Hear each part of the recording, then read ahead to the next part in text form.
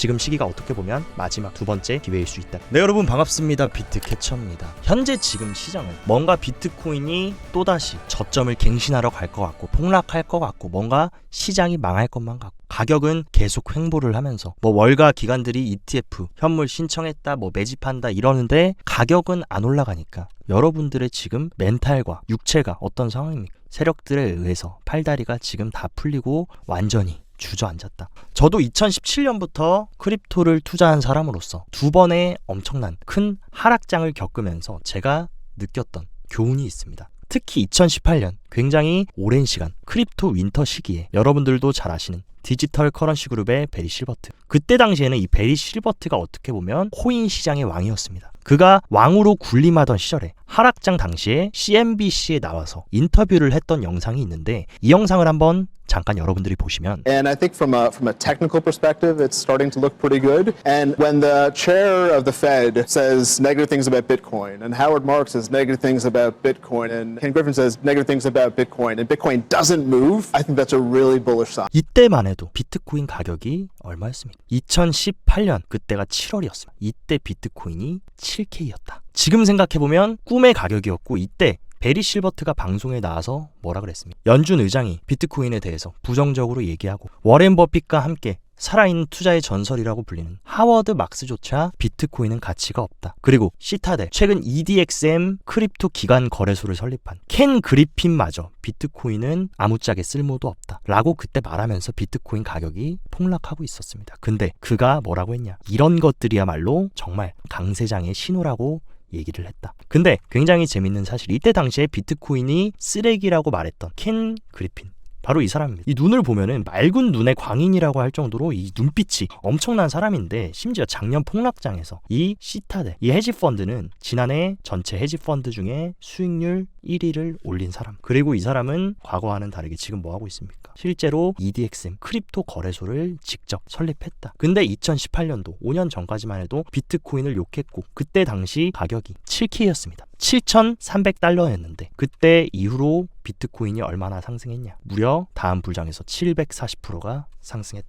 근데 베리 실버트가 이런 월가나 세력들이 부정적으로 얘기하는 것이 왜 강세장 신호라고 그는 자신 있게 얘기했을까? 여러분들이 아셔야 되는 게 이 베리 실버트는 비트코인이 2012년도 10달러 때부터 코인 투자를 했던 사람입니다. 이 사람은 지금까지 코인 투자를 하면서 얼마나 많은 비슷한 경험을 했겠습니까? 베리 실버트가 처음에 비트코인을 10달러에 매수하고 나서 이런 식으로 바로 40% 넘게 하락했다. 그 다음에 비트코인이 정말 몇천 프로 상승하면서 대폭등을 했고 그 이후에도 또 한 번의 하락이 있었다. 그때 당시에도 이런 식으로 76%까지 폭락하고 또 몇천 프로 상승, 그리고 또 한 번의 시련이 있었습니다. 이런 식으로 비트코인이 또 86% 하락한 다음에 대폭등을 했다. 근데 베리 실버트가 그때 방송에 나와서 지금이 어떻게 보면 절호의 기회일 수 있다 라고 얘기했던 시기가 언제였었냐? 바로 이때였습니다. 2018년 7월. 이때 이미 베리 실버트는 10달러에서 비트코인을 사고 이 세 번의 엄청난 대폭락을 지난 10년간 몸으로 직접 경험하면서 시장에서 살아남으면서 엄청난 부를 축적했던 사람. 그렇기 때문에 이렇게 하락하고 시장에서 비트코인을 부정적으로 얘기하고 욕할 때 그는 깨달음을 얻었던 것입니다. 이런 것들이야말로 정말 강세장의 신호다. 이때 당시 이 얘기를 하고 나서도 비트코인이 더 크게 빠졌지만 엄청나게 욕을 먹었고 비트코인 망한다 이런 얘기가 나왔었는데 그 이후에 다음 상승장에서 비트코인이 신고가를 갱신하면서 무려 69K까지 상승을 했다. 그리고 창펑자오도 최근 이런 식으로 시장 전반적인 투심이 위축되고 최근 가격이 흔들리면서 시장에 투심이 흔들리고 개인들이 다 팔고 욕하고 시장을 떠났을 때 창펑자오가 8월 달에 이런 트윗을 올렸습니다. 4년 전에 우리는 비트코인이 마침내 10K, $10,000로 다시 오르는 것을 보고 매우 기뻤다. 근데 그 이후에 조금 떨어졌는데 한동안 아래 트윗에 대한 댓글이 몇 개 있었다. 근데 그때 당시 2019년 8월에 비트코인이 10K를 가고 10K 미만으로 매도했다면 스스로를 비난하세요. 이런 식의 창펑자오의 트윗이 올라왔고 그 이후에 비트코인이 조금 더 가격이 하락했다. 이때 댓글을 보시면 가관입니다. 역시 키키키 조롱하고 욕하고 비트코인 망한다고 했제 하면서 사람들이 부정론에 가득 찼다. 근데 굉장히 재미있는 사실, 그때 비트코인 이런 식으로 한 번 더 눌리면서 개미를 털어주고 어떻게 됐습니까? 69K까지, 거짐 70K까지 또 한 번의 신고가를 갱신했다. 여기서 우리가 알 수 있는 거, 이 크립토 시장의 고인물들, 이 여러 번의 폭락장을 경험했던 고인물들한테 알 수가 있는, 시장을 가장 흔들고 불안하게 만들고 시장에 욕이 난무하고 비관론이 만연할 때가 언제나 최적의 기회였다. 물론 지금 가격에서 더 뺄 수도 있습니다. 정말 많이 빠진다라고 하면 저는 19K까지도 내려줄 수 있다. 근데 뭡니까? 결국에 우리 목적은 25K에 사서 26K, 30K에서 매도 치는 게 아닙니다. 우리의 최종 목적은 뭡니까? 이번 사이클, 다음 사이클에 우리 목적은 이 68K, 69K를 돌파해서 신고가를 가서 100K, 150K를 가는 것. 그게 우리의 목적이기 때문에 지금 25K를 가든 20K를 가든 저한테는 별로 중요하지 않다. 왜냐하면 저도 마이너스 80%까지 비트코인이 내려간 경험을 2번이나 했고, 한 번에 처음 기회는 놓쳤습니다. 근데 두 번째 2018년도의 기회, 그리고 코로나 당시 그 기회는 잡을 수 있었다. 그렇기 때문에 지금도 시장 분위기가 그때와 매우 비슷합니다. 네이버에 비트코인 관련 기사가 한 개도 안 올라오고 비트코인 얘기만 꺼내면 부정적인, 비트코인 폭락한다, 욕한다, 망한다, 이런 얘기만 만연했다. 근데 그때가 언제나 베리 실버트가 말했던 것처럼 이런 것들이야말로 정말 강세장의 신호다 라는 것을 저도 너무나 뼈저리게 느꼈다. 근데 아니나 다를까 이렇게 불안한 시기에 또 어떤 퍼드가 터지고 있습니까? FTX가 곧 본인들 지갑에 있는 코인들을 다 청산할 것이다 라고 하면서 시장에 또 불안감을 조성했고, 그로 인해서 FTX가 보유하고 있는 알트코인들, 이 코인 리스트들이 또 한 번 큰 조정을 받았다. 근데 재밌는 사실, 여러분이 아셔야 되는 것, 절대 함정에 빠지면 안 된다. 9월 13일 법원에서 FTX 자산 매각 승인을 받더라도 해당 날짜에 바로 집행이 이루어지지 않습니다. 물론 단기적인 시장에 이런 게 가짜라는 걸 알아도 개미들은 결국에 눈에 보이는 것, 겉으로 표면상 보이는 것만 믿고 바로 행동하기 때문에 분명히 던질 겁니다. 그러면 당연히 시장에 영향은 있을 수 있다. 근데 제가 봤을 때 이 물량이 나온다라고 해도 2차 시장, 그러니까 거래소에 이들이 덤핑을 하는 것이 아니라, 왜냐하면 해당 자산을 직접 청산하는 것이 법적으로 허용이 되지 않습니다. 법적으로 허가를 해주지 않을 뿐더러 거래소에서 매각하는 게 아니라 OTC 거래를 통해서 FTX가 기존에 가지고 있던 코인 물량을 매수할 매수인을 찾을 거고, 그리고 여러 가지 가격, 지불 조건, 기타 조건을 포함해서 판매 조건을 협상할 거다. 그러니까 OTC로 넘길 거다. 그럼 여기서 우리가 알아야 되는 거, OTC로 누구한테 넘길 거냐. 만약에 월가 기관한테 넘긴다라는 사실을 우리가 알게 되면 이것 또한 결국에 또 개미털기, 페이크였다라는 거를 그때서야 우리는 알 것입니다. 그렇기 때문에 FTX 관련해서 일단 제가 봤을 때는 퍼드라고 생각하고, 또 한 번 지금처럼 불안하고 유동성이 메마르고 변동성이 메마른 불안한 시장에 또 한 번 충격을 줘서 끝까지 버티고 있던 개미들을 완전히 싹 다 처리해버리려는 그런 심보다라고 저는 개인적으로 보고 있습니다. 그리고 또한 이번에 또 한 번 개미를 털 수 있는 요소로 작용될 수 있는 거는 이번 9월 FOMC 금리 결정을 앞두고 굉장히 중요한 경제지표 발표가 줄줄이 예정되어 있다. 일단 당연히 CPI가 가장 중요한데, 이미 CPI는 이전 수치 대비해서 예측치가 크게 상회하는, 그러니까 뭔가 물가가 다시 빠졌다가 피벗해서 오를 거라는 이런 불안감을 조성하고 있는데, 이 원인은 뭡니까? 결국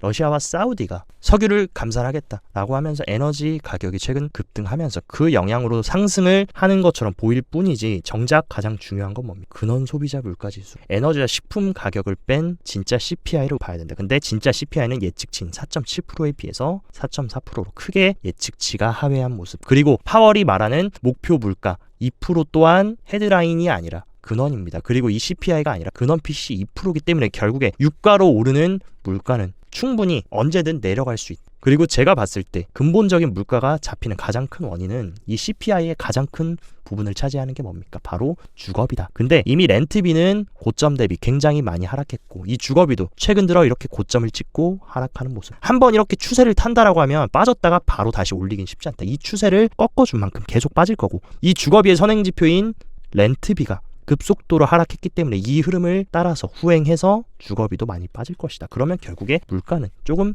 안정적으로 갈 수밖에 없고, 지금까지 연준이 가파르게 금리를 인상했던 효과들이 조금씩 발현이 될 겁니다. 그에 따라서 9월 FOMC의 지금 금리 동결 확률은 93%. 이런 식으로 헤드라인 CPI가 높게 나오면서 또 물가가 상승하는 거 아닌가? 또 한 번 개미들을 털어준 이후에 그 다음에 금리를 동결하면서 다시 시장을 올려주는 그런 흐름까지 충분히 월가 세력들은 그리고 있을 수 있다. 그렇기 때문에 제가 봤을 때 여러분들이 뭐 지금 당장 추가 매수를 하고 무리하게 매수를 해라 이런 거는 말씀드리지 않더라도 지금 코인을 보유하고 계신 분들이면 지금 이런 공포심 조장에 털고 나가시면 안 된다. 뭐 선물 매매로 50배, 100배 뭐 레버리지 투자하시는 분들은 리스크 관리 중요하시겠지만 대다수 분들이 현물 매수하시고 모아가시고 중장기적인 뷰로 보시는 분들은 절대 털리면 안 된다. 그리고 아직도 지금 비트코인, 이더리움 더 빠지면 사겠다 라는 마음으로 계속 기회만 보시는 분들은 나중에 결국 20K까지 내려와도 어차피 못 팔고 15K 내려가도 어차피 못 팝니다. 그렇기 때문에 여러분들이 발바닥에 사서 머리 꼭대기에서 팔려는 그런 말도 안 되는 접근보다는 적당히 무릎 아래 저평가되어 있는 구간이다라고 하면 계획을 세워서 여기까지 빠지면 이 정도로 분배해서 이런 코인들을 포트에 모아가겠다. 어떤 이런 식으로 접근하는 게 지금은 맞다. 그리고 지금은 어떤 사이클입니까?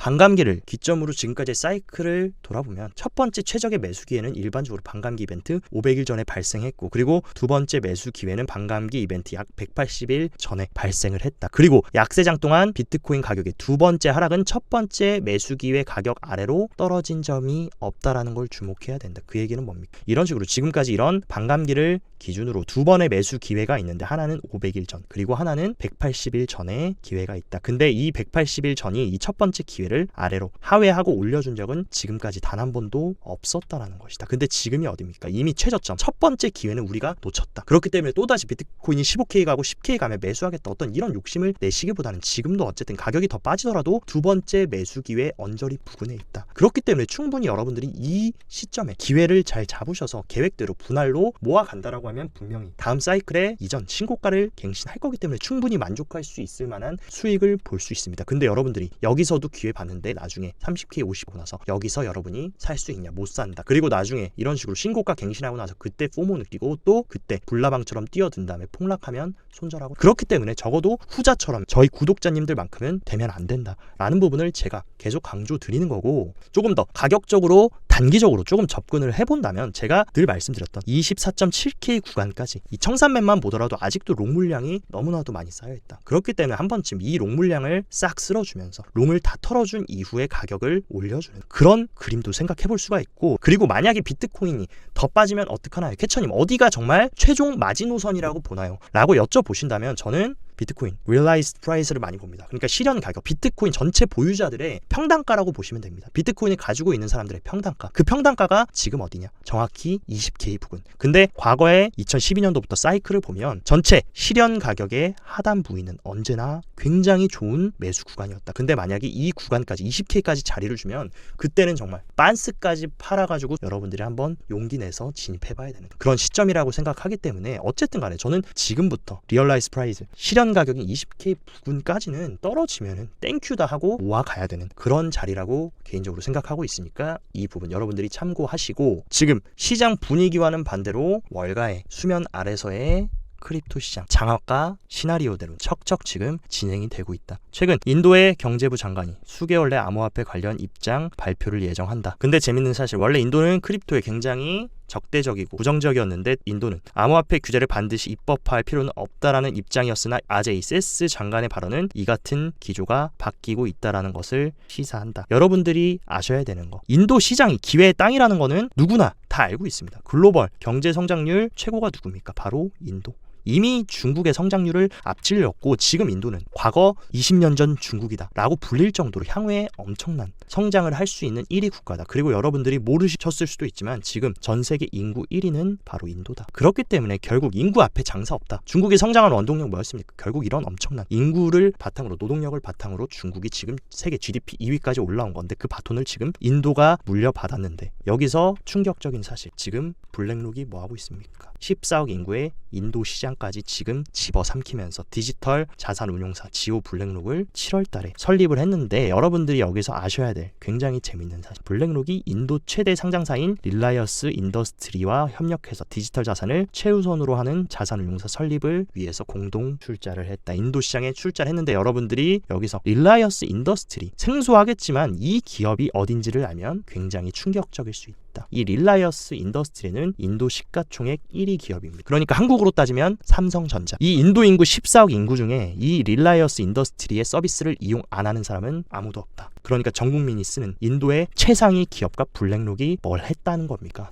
디지털 자산운용사 설립을 같이 했다. 여기서 이미 게임이 끝났다라는 것이고, 실제로 블랙록은 인도는 매우 중요한 기회, 날로 증가하는 거대한 인구 구조와 산업을 뛰어넘는 디지털 전환은 놀라운 방식으로 시장을 재편하고 있다 라고 하면서 14억 인도인 암호화폐 시장으로 이끄나 라고 하면서 블랙록은 지금 비트코인 현물 ETF를 정식으로 출시하기 전에 이 최대의 기회의 땅인 인도 시장까지 점령하려는 그런 어마어마한 계획들을 지금 수면 아래서 계속해서 이행해 나가고 있다. 그리고 또한 마스터카드, 미국 최대의 결제기업인 마스터카드가 CBDC 프로그램 개발해서 각국의 중앙은행을 지원할 계획을 가지고 있다. 근데 여기서 여러분들이 또 캐치해야 되는 사실이 뭡니까? 이 마스터카드를 만든 사람들은 월가의 금융 세력들이고, 마스터카드가 50%의 지분을 가지고 있는 게 지금 크립토 시장의 가장 큰 손인 디지털 커런시 그룹. 그리고 여기서 더 파생해서 나아가면 뭡니까? 이 디지털 커런시 그룹은 코인베이스를 보유하고 있고, 지금 코인베이스는 서클과 함께 USDC를 발행함과 동시에 이 서클의 투자자가 누구냐? 골드만삭스, 피델리티, 블랙록, 마샬웨이스, 미국 월가 기관까지 유착 관계들이 다 형성되고 있고, 심지어 제가 최종적으로 말한 이 CBDC까지 결국에는 월가가 집어삼키면서 크립토 시장의 패권을 중국에서부터 완전히 가져오려는 이런 큰 계획들이 수면 아래서는 지금 차근차근 이어지고 있다. 그렇기 때문에 단기적인 흔들림은 있을 수 있어도 우리는 계속해서 전진해 나가서 구축해야 되고, 분명히 나가 떨어지시는 분들이 있을 겁니다. 또 욕하고 시장 떠나고 다 팔고 손절하고, 지금이 오히려 기회인데 지금의 군중심리에 휘둘려 가격에 흔들려서 떠나시는 분들이 있을 거다. 근데 여러분들이 아셔야 되는 거, 우리가 생각하는 이 시장에서 살아남는 법, 그냥 꾸준히 정진하고 이 평편한 바닥을 꾸준히 나아가면 된다라고 생각하지만 그거는 완전히 오산이다. 진짜 현실은 뭡니까? 이런 엄청난 이런 골짜기부터 불구덩이, 이 철조망, 그리고 거미줄, 이 가시바퀴, 그리고 상어를 지나서 또 한 번 돌담을 넘어야 우리는 최종 목적지에 달성할 수 있다. 그렇기 때문에 여기까지 가는 사람은 제가 볼 때 1%입니다. 지금은 제가 봤을 때 한 5% 정도 살아남았다. 근데 여기서도 분명히 70, 80%는 다 포기하게 만들고 떨어뜨린 다음에 완전히 이런 식으로 세력들은, 고래들은 개미들을 전이 상실시켜 놓고 그 다음에 상승을 시킬 것이다. 우리의 지금 위치는 어디입니까? 첫 번째 기회인 이 우울 시기, 모두가 다 비관론 우울 시기에 빠져서 이때가 첫 번째 매수 기회인데 이미 여기는 지나 올라왔다. 근데 이 시기는 뭡니까? 아무도 믿지 않습니다. 앞으로 시장이 좋아질 거야, 상승할 거야 라고 해도 절대 믿지 않는다. 지금 시장이 뭡니까? 딱 이런 시장이다. 아무리 비트코인 현물 ETF 승인이 시간 문제고 내년에 반감기가 온다는 거 알고 있으면서도 믿지 않습니다. 지금 시기가 어떻게 보면 마지막 두 번째 기회일 수 있다. 그리고 이 디스빌리프가 지나고 나면 어떤 시장이 펼쳐지냐? 대상승장이 펼쳐진다. 물론 이때까지 가는 여정이 여러분들 쉽지는 않을 거지만 저 비트캐쳐와 함께 계속해서 정진해서 어려운 시장 하반기 한번 잘 버텨내면서 정진해 나가보도록 하겠습니다. 오늘 영상도 시청 진심으로 감사드리고, 영상 도움됐다 하시면 좋아요, 구독 눌러주시고, 더 자세한 디테일한 투자 전략이나 실전 투자 정보 궁금하시다 하시면 영상 하단 고정 댓글에 제가 직접 운영하는 텔레그램 정보방이 있습니다. 이쪽 입장하셔서 실전 투자에 대한 정보도 활용하셔서 성공적인 투자 이어나가셨으면 좋겠습니다. 오늘도 행복한 하루 보내시고, 여기까지 비트캐쳐였습니다.